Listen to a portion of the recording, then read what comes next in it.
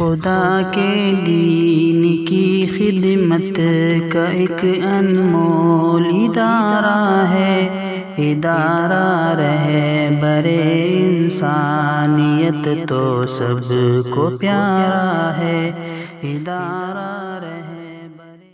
تو اب اس وقت آپ اپنے محلے، اپنی بستی، اپنے غریب کے ایک ایک گھر کی خبر لے سکتے ہیں۔ کتنے لوگ ہیں جو باہر نکلے، پولیس والوں کو روکا، ان کا سر بہت آپ خود ہمارے ساتھ چلیے، آپ دیکھ لیجئے پلیز۔ ہم کو یہ اندازہ ہے کہ ہمارے جو 40 گھر کے بعد وہ جو گھر ہیں، کچھ جھگیاں ہیں، کچھ سلمس ہیں، وہاں رکشے والے رہتے تھے، اب وہ کیا کر رہے ہوں گے؟ سر یہ دیکھیے ہم سامان لے کے جا رہے ہیں ان کی مدد کے لیے، پلیز۔ تو ایسے پولیس والے بھی ہیں، الحمدللہ، اللہ کا شکر ہے، پولیس والے بھی تو ہمارے انسانی بھائی ہیں نا بھائی، ان میں بھی ہر مزاج کے لوگ ہوتے ہیں۔ تو کہیں سے کئی جگہ مجھے اطلاع ملی کہ پولیس والوں کا جی نہیں بالکل جائیے، اور ہم آپ کی ہیلپ کریں، تو ایک پولیس والا بھی ساتھ میں ہو گیا کہ چلیے اتنا سامان لے کے آپ اکیلے کیسے جائیں گے، ہم بھی چلتے ہیں۔ میرے پاس سینکڑوں فوٹو ہیں الحمدللہ۔ مختلف رضاکار تنظیموں نے جب راشن تقسیم کرنا شروع کیا، پکا ہوا کھانا تقسیم کرنا شروع کیا، تو مقامی پولیس والوں نے بہت تعاون کیا۔ میں خود ایک چھوٹا سا ٹرسٹ چلاتا ہوں رحمان فاؤنڈیشن کے نام سے،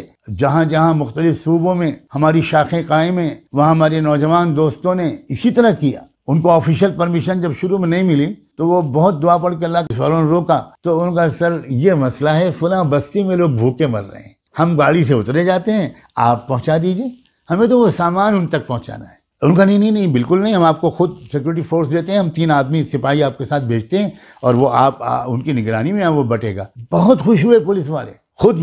خود میں جہاں مستقل طور پر رہتا ہوں، نیرل کے پولیس انسپیکٹر نے اتنا تعاون کیا کہ مسلسل پچھلے 4-6 دن سے ہمارے وہاں کے ساتھی اطراف کی تمام بستیوں میں وہ دوپہر کو نکلتے ہیں اور شام کو واپس آتے ہیں، اور پورا سامان بانٹ کر آتے ہیں۔ پولیس کے لوگ ساتھ میں ہوتے ہیں، پولیس کے لوگوں کے ذریعے سے وہ چیزیں تقسیم کی جاتی ہیں۔ اور میں اس موقع پر اس بات کو بھی کہنا اپنا فرض سمجھتا ہوں کہ اگر ہم یہ پولیس والوں سے یہ ریکویسٹ کرتے ہیں کہ پلیز شہریوں کے ساتھ آپ اپنے رویے کو تھوڑا بہتر بنا لیجیے، آپ کا امیج بگڑ رہا ہے، آپ میں سب ایسے لوگ نہیں ہیں، لیکن ذرا ہدایت دیجیے پلیز۔ سینئر آفیسر سے میں کہتا ہوں، ہر ڈسٹرکٹ کے ایس پی تک خدا کرے میری گزارش پہنچے کہ وہ اپنے ایس ایچ او سے کہیں کہ بھی بلا وجہ ڈنڈے مت مارو، بلا وجہ جو لوگ بیچارے کسی مجبوری سے نکلے ہیں ان کو سمجھا کے واپس کرو۔ لیکن میں اس کے ساتھ ساتھ آپ سے بھی کہتا ہوں کہ بلا وجہ ہر وقت ان پولیس والوں کو صرف نفرت کی نگاہ سے مت دیکھو۔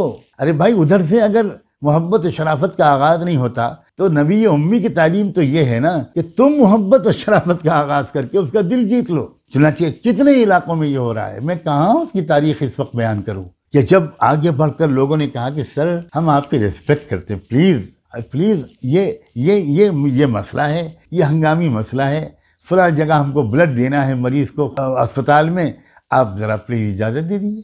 دے دی اجازت خوشی سے، اور یہ کہا کہ واپس آنا تو بلڈ والی پرچی ہم کو دکھا دینا تاکہ ہم اپنے سینئر کو دے دیں، کیونکہ ہماری وجہ نگرانی ہو رہی ہے کہ تم نے کیوں چھوڑ دیا۔ تو ان کی بھی ریسپیکٹ کیجیے۔ یہاں تک کہ میں کسی کو بلیم کے بغیر کہتا ہوں، 18 گھنٹے ان کی ڈیوٹی اس وقت لی جا رہی ہے، اور کبھی ان کو کھانا وقت پر نہیں پہنچ پاتا، چائے نہیں مل پاتی، تھکے ہوئے ہوتے ہیں، 6 مہینے، سال، 1.5 سال ہو جاتے ہیں، وہ فیملی کے پاس جا نہیں پاتے، ان کو چھٹیاں نہیں ملتی۔ ہمارے بھائی ہیں وہ، ان کو جب کھانا آفر کیا گیا کہ سر ہم چاہتے ہیں آپ کے جتنے بھی ساتھی ہیں ہم کو کھانا آپ جہاں سے کہیں وہاں سے پکوا کے لا کے آپ کو دے دیں، ہم چائے آپ کو پلا دیں، تو بہت خوش ہوئے پولیس والے، بہت خوش ہوئے، اور ان کا رویہ بہت بہتر ہو گیا۔ یہ فطری سی بات ہے بھائی۔ تو ذرا تعلقات کو بہتر بنانے میں آپ بھی مدد کریں۔ ہم اس وقت جو آپ سے بات کر رہے ہیں اور آپ کے ذریعے سے سماج کے مختلف طبقات تک بات کے پہنچانے کی کوشش کر رہے ہیں، تو ہم وہ انداز اختیار کرنا چاہتے ہیں جو اس وقت ادارہ رہبر